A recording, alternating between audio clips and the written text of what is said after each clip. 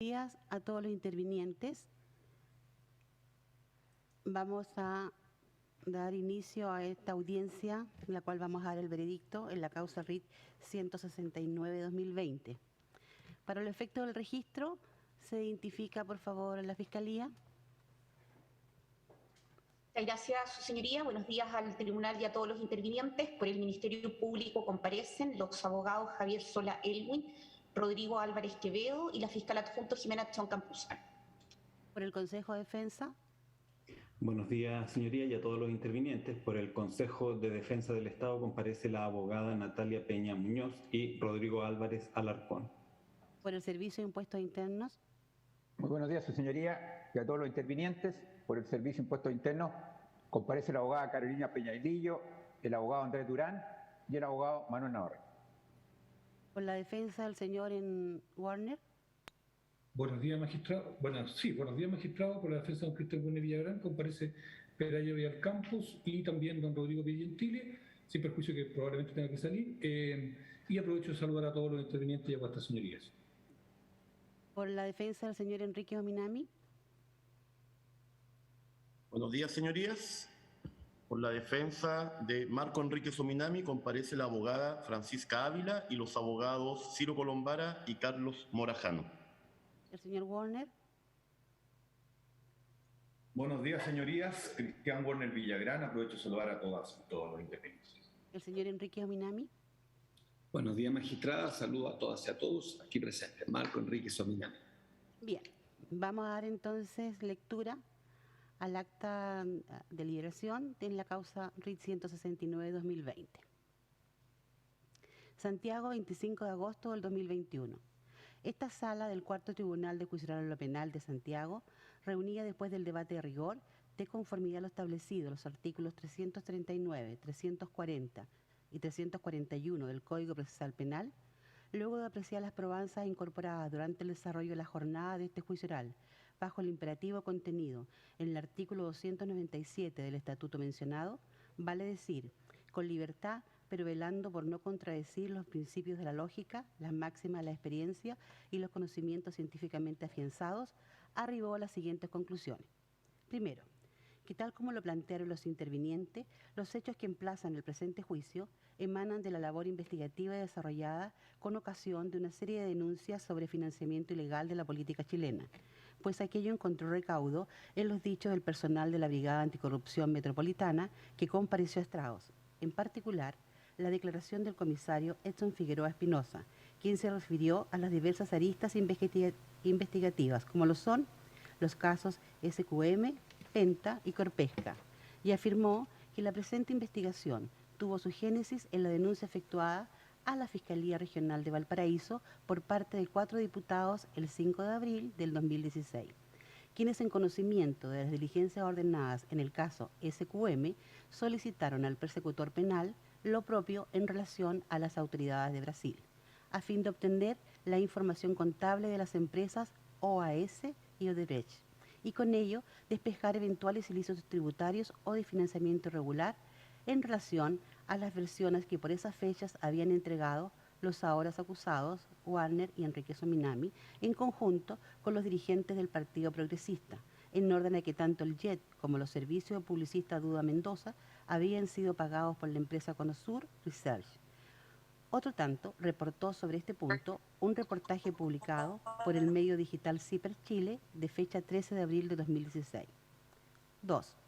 El contexto descrito permitió comprender la necesidad de trayectoria que desde ahí debió seguir esta línea investigativa del Ministerio Público, que en su curso requirió la colaboración de autoridades nacionales y extranjeras, según dieron cuenta los funcionarios policiales y las testigos Carla Vergara Molina y Elizabeth Cabrera Burgos, así como los numerosos oficios que reportan la entrega de la información que se fue recabando a lo largo de la investigación. Lo anterior no impresionó arbitrario o antojadizo, como se pretendió por las defensas, pues los hechos denunciados se remontan al año 2013, época en la que precisamente el imputado Marcos Enrique Ominami Gumucio se presentó como candidato a la presidencia de nuestro país, que en tal sentido y como elemento de contexto a los hechos por los cuales fue acusado Enrique Ominami, se ventiló durante este juicio la utilización por parte de este de un avión privado, patente PR-TAP, de propiedad de la empresa brasileña Taxi Aéreo Piracicaba Limitada, el cual fue facilitado por la empresa brasileña OAS. Así las cosas, si bien el tribunal comparte los continuos reparos del acusado Enrique Saminami y de su defensa en orden a que el avión que tantas veces se mencionó en este juicio no tiene cabida en la imputación que en esta sede se le formula, por cuanto se trata de un gasto electoral no rendido, ergo, ninguna devolución se obtuvo por este concepto del patrimonio fiscal, sus reproches no permiten soslayar el hecho de haber entregado ambiguas explicaciones a su respecto. 3. Que previo al análisis de los antecedentes, es del caso a ser presente en relación a la prueba documental número 80, 119, 120 y 121 del auto apertura complementario, ordenada a incluir por la Ilustrísima Corte de Apelaciones de Santiago, con fecha 26 de junio del 2020, que da cuenta, entre otros, de las declaraciones prestadas por ciudadanos brasileños en idioma portugués, en virtud de la normativa de cooperación internacional que posibilitó su interrogatorio por intermedio del Ministerio Público Federal brasileño,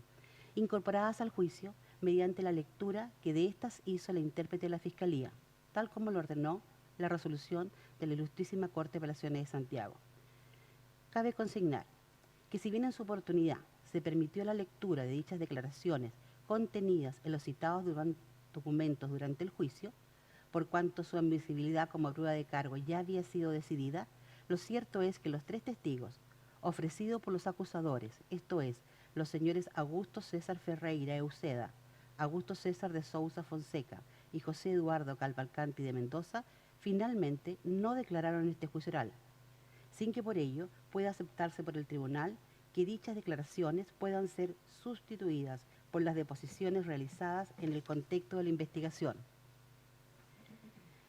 por mucho que esas declaraciones se hayan verificado al alero de la normativa de cooperación internacional que las posibilitó, por cuanto se vulnera lo dispuesto en el artículo 329 del Código Procesal Penal, y sin que la reproducción o lectura de dichas piezas de la investigación se encuentren dentro de los casos de excepción que contempla el artículo 331 del mismo cuerpo legal, imposibilitando con ello el debido ejercicio de las defensas respecto a las prerrogativas que les confiere el artículo 332 del mismo Código, razón por la cual el tribunal valorará negativamente dicha prueba. Zanjado lo anterior, y adentrándonos derechamente en los hechos que incumben al presente juicio, el tribunal fue proveído de diversas fuentes de información, tales como los testimonios de los funcionarios policiales a cargo de la investigación del CERVEL y del Servicio de Impuestos Internos, de los proveedores de los servicios utilizados en la campaña presidencial y de trabajadores o prestadores de servicio de las empresas OAS y Conosur Research, además de numerosa prueba documental, fotográfica, audio y videos. Ahora bien, sin perjuicio de los territorios comunes argumentados por la Fiscalía como elementos de contexto, los hechos traídos a este juicio en sí importan figuras delictivas previstas y sancionadas en cuerpos normativos distintos y que en la misma acusación son tratadas por separados, lo que necesariamente obliga a examinarlos de igual manera. 5. En cuanto a la imputación levantada en contra del acusado Cristian Warner Villagrán, esta se hizo consistir en el delito descrito y sancionado en el inciso final del artículo 97, número 4 del Código Tributario. Al respecto, no dejó de llamar la atención de estos jueces que el debate se centró en aspectos jurídicos más que de facto y que de acuerdo al tipo penal resultan relevantes como lo es la acreditación de los servicios indicados en la factura 2 y 15, cuya facilitación se imputa. Sin perjuicio de aquello y correspondiendo a la carga probatoria a los persecutores, con la prueba incorporada se estimó suficientemente acreditado la circunstancia de ser la empresa constructora OAS Limitada, una empresa extranjera,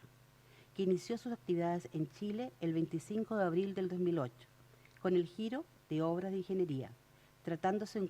un contribuyente de los impuestos al valor agregado e impuesto a la renta de primera categoría, que como tal tributa en base a contabilidad completa. Por su parte, Conosur Research S.p.A. fue constituida el 8 de junio del año 2012 por Sergio Andrés Novoa León, siendo una sociedad de propiedad representada desde su constitución por el acusado Warner Villagrán,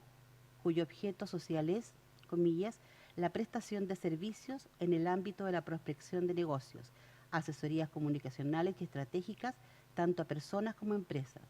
la preparación y formulación de estudios de mercado y de opinión y cualquier otro que él o los accionistas determinen, cierre de comillas, todo lo cual emana de las propias convenciones probatorias en complemento con la copia de su escritura de constitución y de su inscripción, incorporadas por la defensa de Enrique Ominami. Asimismo, se confirmó con certeza que el acusado Warner Villagrán, a través de su empresa Conosur Research S.p.A., emitió a OAS Chile las facturas 2 y 15, los días 14 de enero y 1 de febrero del 2013, respectivamente, por un total de 59.071.000 pesos, documentos tributarios que fueron registrados en la contabilidad de la destinataria y que se reflejaron en su formulario número 22 sobre impuestos anuales a la renta, año tributario 2014, rebajando su carga tributaria. Tales antecedentes fluyen del informe 9 ARA 1 de 30 de enero del 2017, que da cuenta del resultado de la recopilación de antecedentes practicada por el Servicio de Impuestos Internos a los contribuyentes Conosur Research S.p.A. y CEPE S.A., ambas de propiedad del acusado. Procedimiento administrativo que fue adecuadamente ilustrado por la fiscalizadora Carla Vergara Molina y en el que se concluyó que esta rebaja impositiva era improcedente, por cuanto en esa sede administrativa no se acreditó la efectividad de los servicios indicados en tales facturas, premisa que el tribunal compartió a la luz del examen de las probanzas incorporadas en este juicio y que se abordarán con más detalle en la sentencia. En efecto, de acuerdo a la evidencia material NUE 4326553, consistente en los documentos aportados por el gerente jurídico de OAS Brasil, la factura número 12 del 14 de enero del 2013 fue emitida por Conosur Research S.p.A. a constructora OAS Limitada por la suma de 11.798.000 pesos por concepto de asesoría especializada FIBASE mes de enero del 2013, valor mensual $25.000 americanos. A su vez, la factura 15 también fue emitida por Conosur Research S.p.A. a constructora OAS Limitada el 1 de febrero del 2013 por un monto de 47.273.000 pesos por concepto de asesoría especializada FIBASE mes de febrero del 2013 y anticipo de los meses de marzo, abril y mayo del 2013, con un valor mensual de $25.000 americanos y un total de $100.000. De acuerdo a la misma documentación entregada, tales facturas habían emitido al alero de un contrato de asesoría especializada, fechado el 5 de abril del 2012, entre constructora OAS Limitada, sucursal en Chile, representada por Klaus Wilhelm Jotten, y Conosur Research S.p.A., representada por el acusado Warner Villagrán, por el cual esta se obligaba a prestar una asesoría especializada en el ámbito de la evaluación y seguimiento de proyectos de construcción en las más amplias modalidades de ejecución y participación que la empresa OAS estimara conveniente y oportuno a sus objetivos de negocio. Consigna su cláusula tercera, que por los servicios anteriormente descritos, la empresa OAS pagaría a la consultora un honorario base o FIBASE de $25.000 mensuales y adicionalmente un honorario por éxito o SACE-FI sujeto a la suscripción efectiva de cada obra que definitivamente se adjudicara a la empresa y en cuya postulación hubiese participado la consultora de un equivalente al 0,5% del monto bruto del contrato de que se tratare. Cabe señalar que este contrato es el único hallazgo de los presuntos servicios prestados por Conosur Research S.p.A., pues al ser notificada esta contribuyente para comparecer con su documentación contable ante el Servicio de Impuestos Internos, Warner Villagrán, su dueño y representante legal, no entregó ningún respaldo de los trabajos efectuados. Muy por el contrario,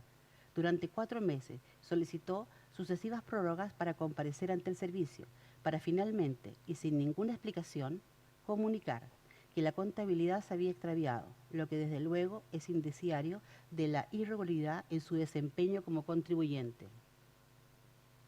Por otro lado, de las declaraciones de los testigos, Emma Valencia Maya y César Ramírez Beltrán, ambos trabajadores de OAS Agencia en Chile, a la época de los hechos, emergió con claridad que al interior de esta empresa solo se sabía de este contrato por su registro contable, pero Conosur Research no era conocida como prestadora de servicios de asesoría especializada de la empresa.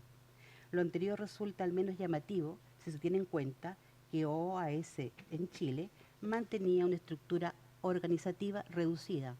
y la asesoría especializada que supuestamente prestaba Conosur, de acuerdo al mentado contrato, era relevante para el giro en la receptora, por la cual se pagaba la no despreciable suma de $25.000 mensuales, incluso anticipadamente, como lo corrobora la factura 15. En consenso con lo que se viene diciendo, valga comentar que el testigo Jaume Serret Gili, gerente general de OAS Agencia en Chile, entre noviembre de 2012 y marzo del 2015, según se validó con los documentos 3, 4 y 5, develó al tribunal que por esa época no se estudiaba ningún otro proyecto y que aun cuando su cargo estaba precisamente orientado a la búsqueda de nuevos negocios, solo tuvo conocimiento de este contrato cuando se lo mostraron en la Fiscalía.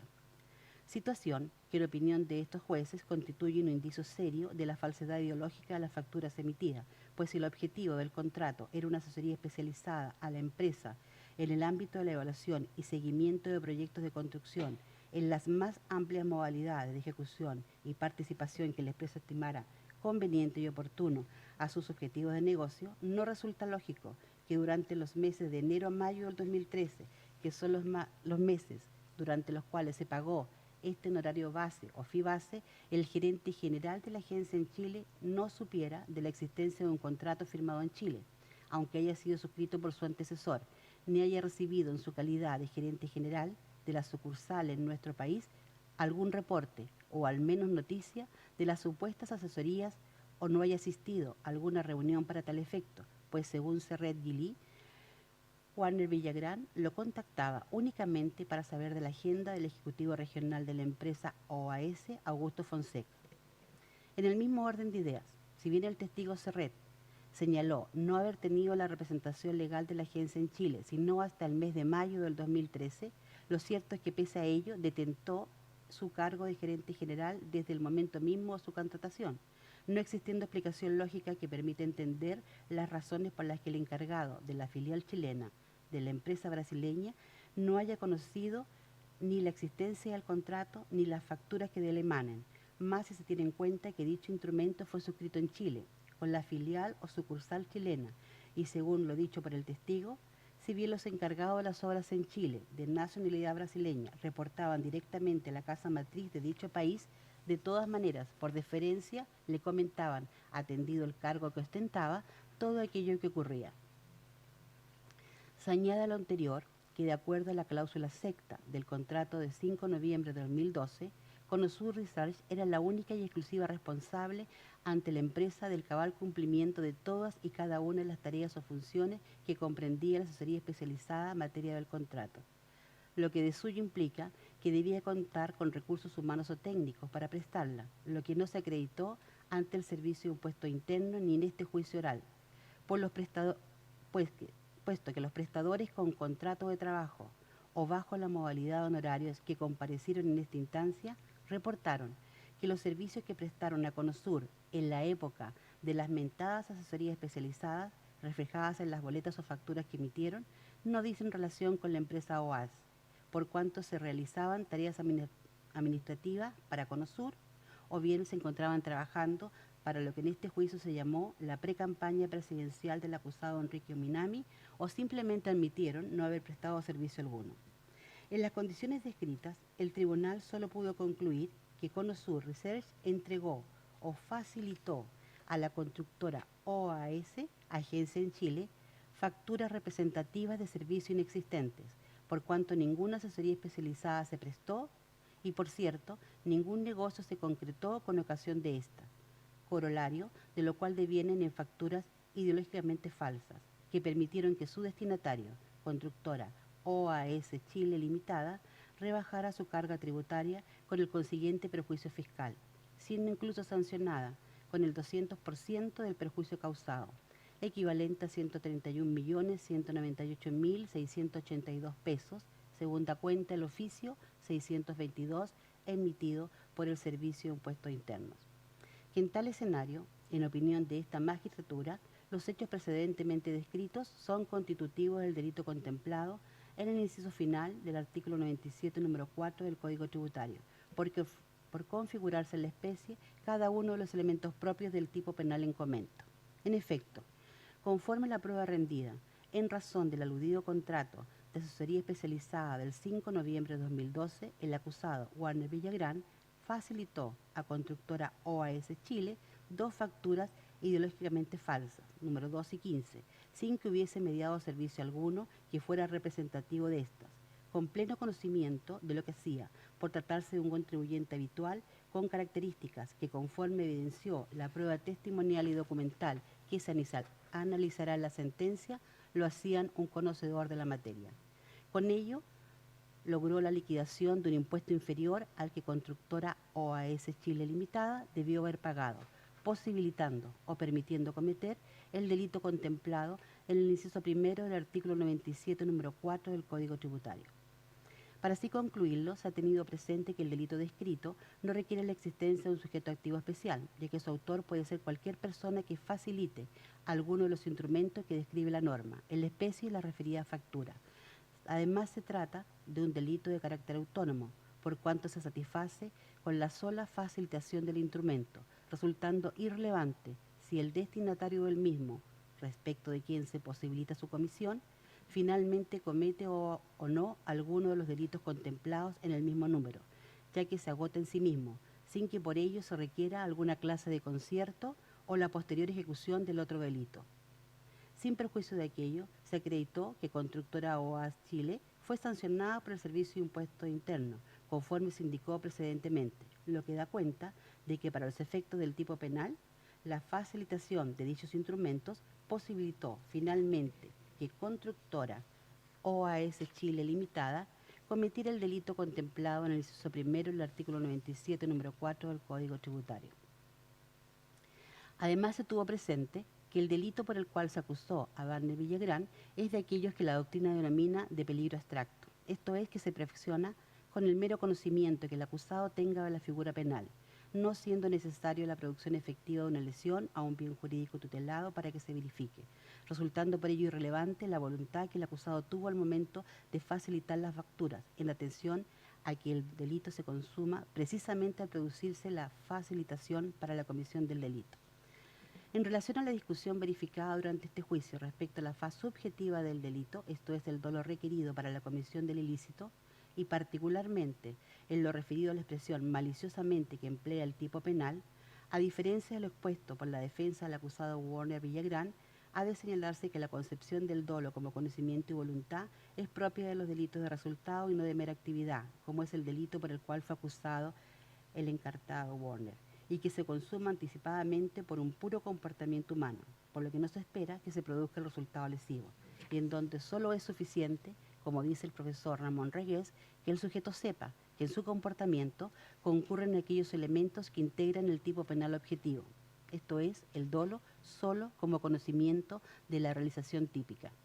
Así, la expresión maliciosamente, tal y como lo sostiene el profesor Allen Van Bessel, constituye un reforzamiento semántico del dolo directo, que lo que busca es poner más atención a la prueba de este, solo en lo que respecta al elemento cognitivo, por tratarse de un delito de mera actividad, siendo en este caso los indicios la manera de probar la concurrencia del dolo.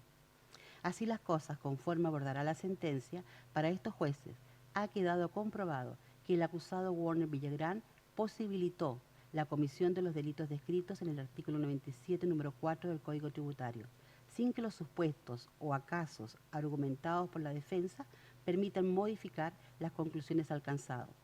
quedando demostrado, más allá de toda duda razonable, que el referido acusado conocía las consecuencias de su actuar al facilitar las facturas a Constructora OAS Agencia Chile,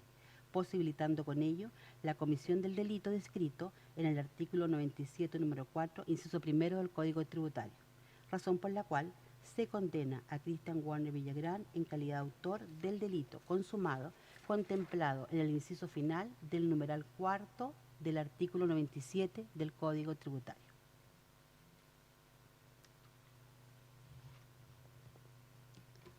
Número 6.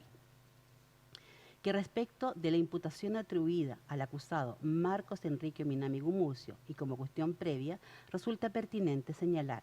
que tal como se desarrollará la sentencia, en opinión de estos jueces, es el candidato y no el administrador electoral quien, conforme a lo dispuesto en la ley 19.884, vigente a la época de estos hechos, era el responsable de la rendición de la cuenta ante el CERVEL, siendo además esta magistratura la llamada a conocer de los hechos que configuran el tipo penal que se atribuye al acusado, independiente de los controles administrativos que previamente haya realizado el servicio electoral. 7. Que entrando derechamente en el fondo del asunto, es del caso recordar que de acuerdo al mandato establecido en el artículo 341 del Código Procesal Penal, el tribunal debe formar su convicción únicamente sobre la prueba rendida en juicio. Asimismo, siendo el órgano de persecución soberano en la selección de los hechos por los cuales se le acusa, no corresponde al tribunal enmendarlos, adecuarlos ni menos interpretarlos, sino tan solo recalificarlos jurídicamente si eventualmente procediese. Sentado lo anterior, con la ponderación de los elementos de convicción incorporados, se acreditó que en el año 2013 el acusado Enrique Ominami inscribió su candidatura al cargo de presidente de la República con el patrocinio del Partido Progresista, designando como su administrador electoral a Carlos Muñoz Valle, quien se desempeñó también como administrador electoral del mencionado partido, y que al presentar ante el Servicio Electoral la rendición del gasto electoral en que se había incurrido durante su campaña presidencial, entre otros documentos de respaldo, presentó la factura exenta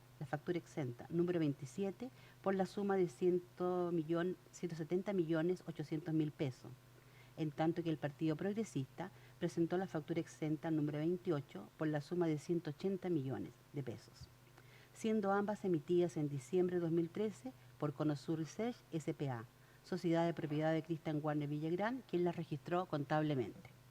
Asimismo, fue un hecho pacífico que tales facturas fueran observadas por el CERVEL, por lo que tanto el acusado, Enrique Ominami, como el Partido Progresista presentaron en apoyo de sus descargos, cada uno, un contrato fechado el 19 de agosto del 2013 y otros antecedentes, conforme a los cuales se aprobaron ambas cuentas y se dispuso la devolución del gasto con cargo al reembolso que correspondía, la que en el caso del candidato ascendió a la suma de 497.411.538 pesos, monto que le fue depositado en la cuenta corriente de la que era titular. Ahora bien, de acuerdo a la acusación, el delito de fraude de subvenciones que se atribuye a Enrique Ominami se verifica desde que en base a antecedentes falsos obtuvo un reembolso de gastos electorales improcedentes, por lo que necesariamente los acusadores debían acreditar el núcleo central de este reproche, despliegue en el que los elementos de convicción aportados no resultaron suficientes para tener por cierto, en los términos que exige una decisión de condena, todos los extremos de la acusación fiscal. En efecto, la prueba rendida dio cuenta que Warner Villagrán, a través de Conosur Research, trabajó tanto para la campaña del candidato como del Partido Progresista, y que sus servicios fueron más amplios que los señalados en la acusación. Asimismo, de acuerdo a diversas fuentes, se pudo establecer que el publicista Duda Mendoza efectivamente trabajó para la campaña del entonces candidato Enrique Ominami, pues así lo refieren diversos testimonios y según da cuenta el contrato privado de fecha 29 de agosto del 2013, celebrado entre Conosur Research y la empresa del citado publicista, sin que los cuestionamientos respecto a la data de celebración de dicho contrato se estimaran suficientes para controvertir lo señalado. En cuanto a la afirmación hecha en la acusación referida a que Conosur Research solo fue utilizada para triangular pagos por supuestos servicios prestados por el publicista Duda Mendoza, lo cierto es que se acreditó que dichos servicios sí fueron prestados y no se logró probar por parte de los acusadores que los dineros recibidos por Conosur lo hayan sido necesariamente para realizar dicho pago. Asimismo, no fue probado que las remesas de dinero hechos por Conosur a la empresa JSM, Escritorio de Consultoría de Propiedad del referido publicista, ascendentes a $300.000, se hayan imputado a la factura 28, correspondiente a la rendición realizada por el PRO, teniendo en consideración que la acusación está referida al reembolso que el CERVEL que el CERVEL hizo fue al candidato y no al partido. Igualmente, en la acusación se sostiene la existencia de, comillas, una serie de proveedores que desconocen haber realizado trabajos para el candidato con miras a abultar el gasto, cierre de comillas, imputación respecto a la cual no se dotó al tribunal de elementos de convicción suficientes para así estimarlo, toda vez que los proveedores Evangelina Hispano y el representante de Trébol Producciones no concurrieron al juicio para corroborarlo, ni siquiera fueron ofrecidos como testigos por los persecutores. A su vez, los proveedores Castro Vargas e Isuza Becker, si bien desconocieron su firma en los documentos de respaldo exhibidos, no se aportó alguna otra probanza que permitiera confirmar sus dichos. Finalmente, el proveedor Ortiz Finch desmintió derechamente lo aseverado, por cuanto sostuvo que trabajó para la campaña presidencial del acusado, afirmación que el tribunal pudo confirmar con diversos reportes probatorios. Que las condiciones descritas imposible fue para el tribunal obviar las imprecisiones y las faltas de elementos de corroboración y prueba de todos los extremos de la acusación, pues aquello es impracticable en este sistema acusatorio, en que el acusado se presume inocente en tanto no se demuestre, a través de prueba precisa y concordante, que el hecho propuesto por el persecutor ha ocurrido y en él ha correspondido participación culpable al imputado, razón que conduce necesariamente a absolver a Marco Antonio Enríquez Ominami Gumucio de los cargos que le fueron imputados en calidad de autor del delito contemplado en el artículo 470, número 8, castigado en el artículo 467, inciso final, ambos del Código Penal, desestimando consecuencialmente la demanda civil interpuesta en su contra por la querellante Consejo de Defensa del Estado. Esta y las demás consideraciones serán desarrolladas en la sentencia definitiva,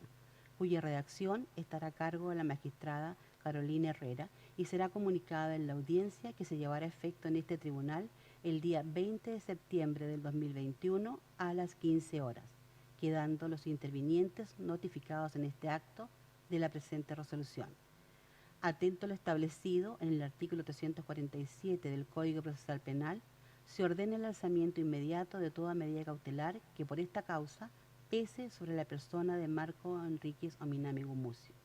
Ello dictado en el RUC 16-00-37-1491-1, RIT 169-2020. Veredicto pronunciado por los magistrados Carolina Herrera Sabando, Eric Aravena Ibarra y Celia Catalán Romero, todos jueces titulares de este cuarto Tribunal Oral Penal de Santiago. Con esto hemos dado lectura al veredicto y vamos a pasar a la audiencia 343. Vamos a hacer un receso de 5 minutos. Se puede desconectar, si gustan, la defensa del señor Enrique Ominami. Sí,